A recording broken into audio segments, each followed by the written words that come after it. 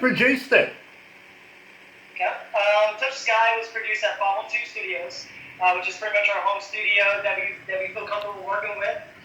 We did all our songs there with Omar Vallejo, which is one of the local, rock legends here in Austin, Texas. Touch the Sky was kind of influenced by, I guess, a little bit of GNR. We kind of wanted to take that Paradise City sort of vibe. How it changed at the very end. We just wanted to do something different musically. So it kind of came out well. And I guess the meaning behind it is just, well, I guess I would say we like to do, things that you're probably not proud of at night. That might make your senses off a little bit, taking a little trip to touch the sky, you know what I'm saying? Or you touch yourself too. Yeah, we know why he's got big arms now, don't we? But at the same time, I've got to admit this, I know your influences are Motley Crue and Guns N' Roses, but I kind of hear a little bit of Ted Nugent in there somewhere with a little bit of guitar work, I've got to be honest with you, and a little bit of Deep Purple feel to it as well. So you mashed all that to go up together. I think you've come out with Touch the Sky, to be very honest with you. So what we're going to do right now, we're going to play Black Heart Saints. Here's Touch the Sky.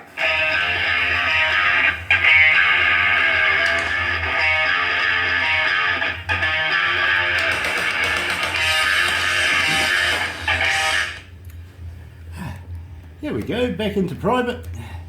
Although it's not private. Although it's not private, because Barbara's eavesdropping. Yeah, I hear everything and everything will be on YouTube. So, what I want to talk about next is possibly getting you guys, I know we've been touching on it all the time, getting you guys with other bands and everything down here, down under through Crank It Up magazine. At the same time, after we finish off doing this, I'm going to ask you if you'll do a quick selfie through what we're doing right now. Barbara will record it just to say hi to Crank It Up magazine. It's what we put on Facebook, if you know what I mean, so that we're going to enter you guys, Black Heart Saints, into the magazine, stuff like that. And even if you want to thank Galaxy or anything like that, please do so. Be as stupid as you can. Personality. That won't be hard. Yeah, exactly. So so that we can run that on Facebook, saying that you're coming up into Crank It Up magazine. Thank you very, very much to Crank It Up and to Galaxy, stuff like that. They're going to talk about themselves too. Yeah, who you are, what you are, how you are, how many girlfriends you had last night. No, 50 seconds. JJ Cale had cocaine. Honestly, Mark, I love your guitar work. I just can't fault it. And I'm as I said, I mentioned Ted Nugent, for instance, Stronghold. I can hear that, your fingers. I can hear where you're going with that, if you know what I mean. Much like what Ted Nugent, you can read what you're doing so well, and it's so smooth and so professional. 13, you say? I think, I've heard worse guitarists that have started at the age of 4 that have done classical training and everything. So I'm just wondering, have you got a bit of classical training in you? No, actually, all just self-taught. Just just plugging away in the bedroom, doing one of two things: playing guitar, and then another thing too. I'll leave that up to you to guess what that is. Panties aren't the best thing in the world, but they're close to it. Oh, did I say that? And you're filming me saying it too. Jesus Christ.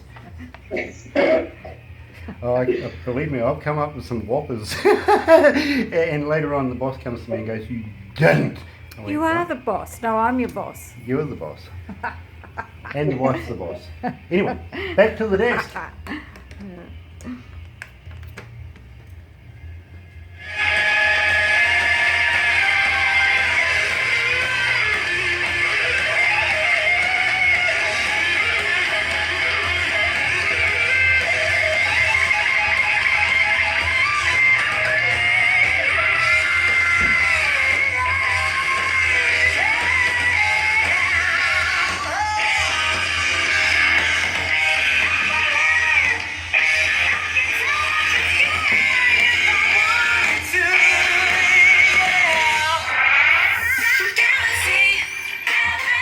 That's right, you're right here at Galaxy 107 FM, and well, you know, I'm guilty of making those air guitar faces when I'm listening to this music, I really am. I'm getting so lost in it. Mark, 13 you say that you learned to play the guitar. I kind of wonder whether you had a bit of classical training in there. You say you haven't, you're self-taught. Well, absolutely brilliant. Don't fix a thing, just do what you do. Alright, well, I guess I could be a little better if I did take some lessons.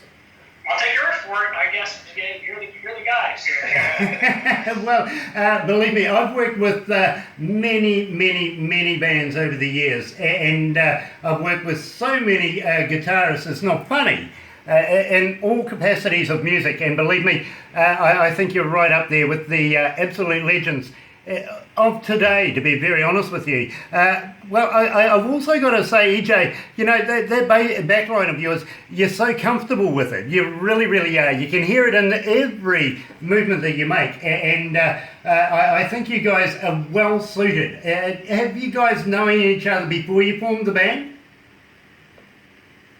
No, actually, Josh and Mark met through old school type marketing, putting up flyers and take a number or take one, and I'm looking for a singer, I'm looking for a guitarist. They met each other that way. I met through another guy. We tried out the group that was going at that time. It didn't work. We all went our separate ways, and then eventually they called one another again, called me back, and it turned into Blackheart Saints. So that's how we met here in Austin. And how did Nathan come into it? Nathan was kind of found through some mutual friends out in San Antonio. You know, we unfortunately have trouble with musicians at times. Trying to find the heart and the dedication and the sacrifice to try to get a rock and roll band started from ground up. It takes a lot of heart, a lot of time, and you know, we were unfortunate to go through some situations where, you know, it didn't work out and we had to, you know, go separate ways with the musicians that we were working with. So all of that kind of led up. We were gigging, you know, we were doing some Texas dates. We went out to San Antonio, met some people, some mutual friends. Came across Nate, and we knew, you know, when we first saw Nate and him playing that he was probably the perfect fit for us. And Nate's been around for probably a year now. So Over a year now. Yeah, over a year. So he definitely has put his time in and owned his spot for sure. Very cool, and it is a brotherhood. I can see that a mile away. I really can. And I've also got to mention, now that you've done an interview with yours truly here, you're part of the family. So don't be surprised if I actually hit you up from time to time and just say, how's it going? You know what I mean? Want to have a chat, whatever. Please, and do the same. If you feel like a chat at any stage, you know, you feel like talking to an ugly old bugger that has got a face built for radio, you're more than welcome to be able to hit us up anytime. We would love to keep in contact with you. Now, I want to talk about this because this is the big one. It's my favourite track. It really is. And it seems to be Galaxy's favourite track of yours as well. But I want to know, who was the Stevie Wonder fan? I guess that's probably comes from me and Mark. You know, Mark kind of has this heavy riff style of playing, and I mean, I kind of grew up on soul music and stuff as well. And I think that's what we kind of do with our own personal music. It's kind of incorporate this heavy riff with soul. So soulful rock and roll, some sexy rock, as we like to call it. And what better than to try to cover a Stevie Wonder song called Superstition and rock it out. You know, believe me, the masses here at Galaxy 107 FM, and we play you guys a couple of times a week, and I play you on the breakfast show as well, especially this particular track, because we are asked for it so much. It really has made an impact here at Galaxy. So we play you on the Hardwired show on a Saturday night. Hardwired for Metalheads it's called, and believe me, it is going off right now with talent like yourselves in there. And then we bring you back again on a Monday night, which is the Galaxy artist, because you've done an interview you're in that file. Either you're going to be doing it and we have confirmed, so we'll put you in, or you have done one and we will keep you in there. And believe me, people are just flocking to that like crazy and wanting to know all about Superstition. Now, what made you want to actually do a Stevie Wonder song in the first place? I think just listening to the original version, we've also heard probably the most famous cover that I know of, which Stevie Ray Vaughan, another proud son of Austin, Texas. He did it, but I felt like he kind of kept it very much like the original in a lot of ways. We just wanted to kind of see. I could ask myself, how would Rage Against the Machine approach that song? So I wanted to kind of just take something very far flung and just marry those two together. I understand that. I really, really do. But unfortunately, it is one of those questions that is handed to me from our audiences that's listening at the moment. So I had to get that out there. I've also got to mention, and I knew it was going to happen, a young lady coming out of Cairns in Australia, that other island that we're going to own one day, she's asked me, please Grant, could you ask the boys about the marital status? So who's married, who's not, who's engaged, and who's going to come down and get in trouble with me? Well, we love trouble for one. And for two, I don't know if you ever heard that saying that it's hard to love a musician. So I don't think there's ever a time where we are probably locked down. I guess there's times where it's complicated. We like to say that we're always in a complicated state of being. There you go. It comes down with females. It's a love-hate situation. I love that analogy. Funny, maybe that'll make an impact.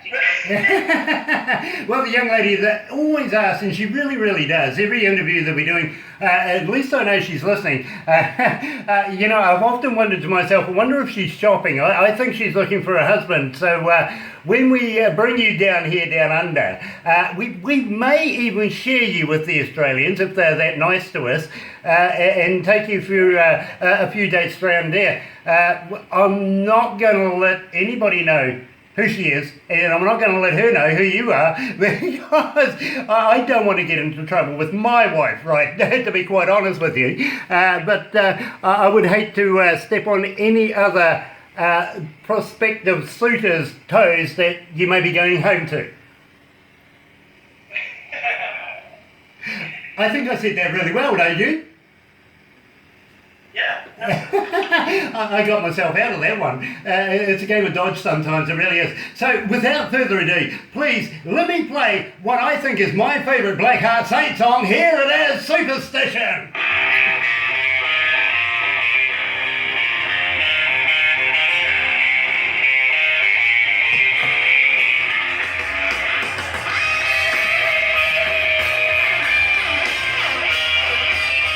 So guys, what we're going to do now is we'll wrap this up, and then if you stay online for a couple of minutes, we'll do a selfie for the Facebook thing for Crank It Up magazine. I've really got to thank you guys for taking part in this today. It's been an absolute pleasure meeting you guys. Thank you, Grant. Thank you. Well, we appreciate the opportunity. Yeah. Thank Has you, it been an hour already? It is 8 minutes to 12, so by the time we get through this, it'll be going on to about 12 o'clock. I have another DJ that comes in after 12 o'clock to take his show over, if you know what I mean. So I am constrained by time. But yeah, it has been an hour already. I told you it was going to go fast. Oh, That's very funny of you, Jay. Nearly an hour. Not quite. Not quite? No. Not quite. Yeah, we're approaching on it. That's funny or smart. One of the two. Yeah, look, I'll take both. I'm greedy. I'll take anything. Yeah, throw the old man a bone. He'll like it. Seriously, Grant. Oh, seriously, yes. By the way, Touch the Sky, I just want to go back to this because it was your first music video. Just as we're going to go out, I want to have a little chat about that because I'd love to know who produced your video, who recorded it for you, because I think they deserve a plug too. It's a damn good piece of work.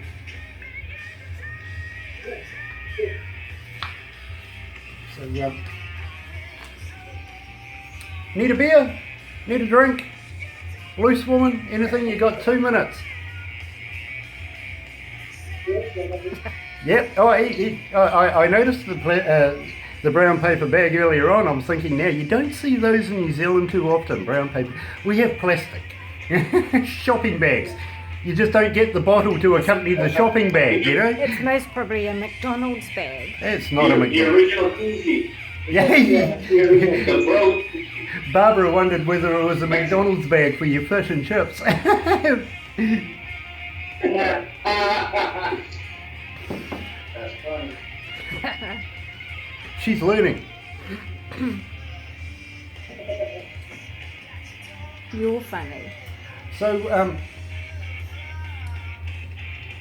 please don't tell anybody to have an interview with me because they got to put up with this face and this sense of humour. So don't tell anybody, right? I'll get my violin out. Oh, here's mine, smallest one in the world. Hold on, let's go back to the desk. Mm.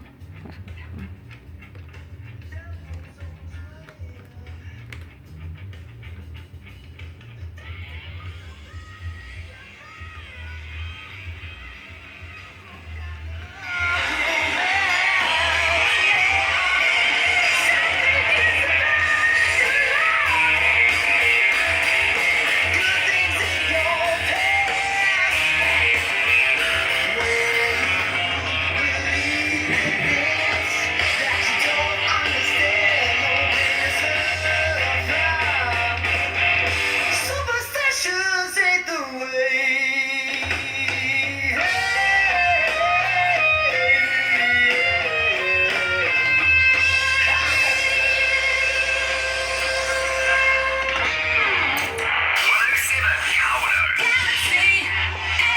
That's right, you're right here at Galaxy 107 FM, and I'm joined by future legends of the game, of course, Blackheart Saints, with a cover song of Stevie Wonder's Superstition. Absolutely love it, and I know you guys do as well, because of the way that you send us all the emails and information wanted about this band. Now, I also want to talk to you guys.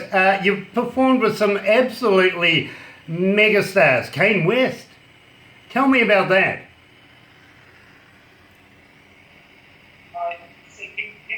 Yeah, they're a big influence of ours. It was like just a dream to be able to open for those guys. They're also native roots from Texas, so it means a lot. Texas legends. Amazing musicians, those cats. Just great. People who look up for us. Very, very cool. Now, I also want to talk to you very, very quickly about future touring around your own states and everything like that. I know you're going to Sturgis. Where else are you playing this summertime? Have you got any festivals in mind? I think the only thing we have to think right now is the Tour de Sturgis, which is coming up beginning of August. We are going to hit a few states on the way, and I'll be back.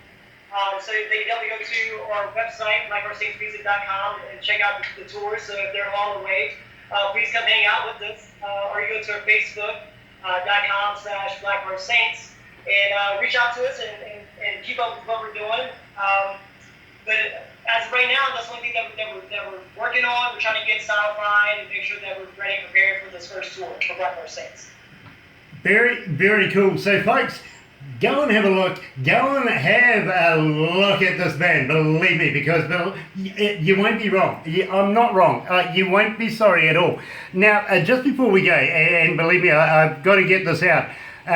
Your very first video that you ever produced was, of course, Touch the Sky, that we played earlier on. Now, how would you like to give me a shout out for the producer of that, who did the work, because it is an absolute masterpiece in its own right.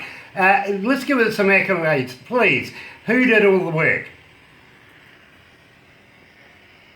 Well, it was directed by Taylor Fredericks of Static Park Productions, which is actually a good friend of Mark's. We had the model Jade Green in that. She was the lovely lady that's in there, and we kind of all came up with the idea. There was tidbits of information from everybody, but essentially we want to play sexy rock and roll, so we wanted to keep the video sexy. And what's sexier than a nice, beautiful woman listening to our tunes, barely wearing anything. So it kind of wrote itself, if you you think about it. And Nutty has married her? Well, she is on my bed in the video, so we'll leave it at that. Right, okay. Well, now, unfortunately, it is that time. I'm sorry, bro? What does married mean in New Zealand? Because in Texas it might mean this all kinds of other things. So Married here in New Zealand is pretty much like, I'll borrow her next week.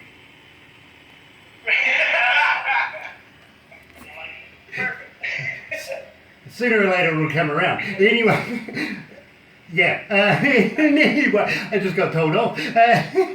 Anyway, I better wrap this up right now because we're going over time. I got to thank you so much for joining me here today, because believe me, it has been an absolute honour on my part. I'm very, very humbled to be in the accompaniment of absolute masters of the game, and I think you guys are going to go on in the future to be absolute legends, and I would love to be able to have you guys keep in contact with me in the near future and as you go through your careers.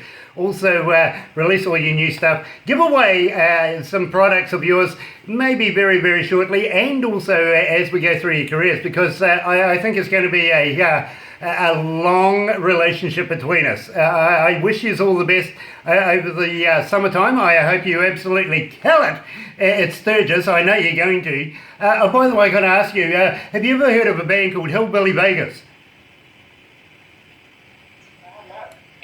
No, they're going to be playing at Sturgis as well. Go and have a chat to those guys, give them a slap in the back of the neck and make it red, and take their alcohol off them. Tell them I told you to.